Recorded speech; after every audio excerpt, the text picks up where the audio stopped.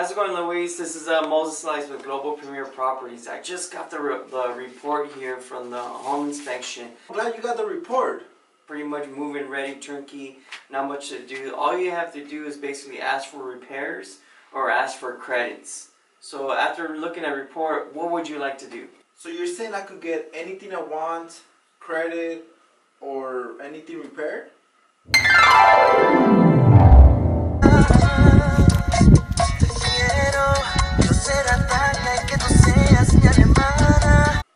Okay, I got an idea. Ask for $10,000. $10,000? No, I'm serious. $10,000, and you know what? 11,000. I gotta pay some extra bills.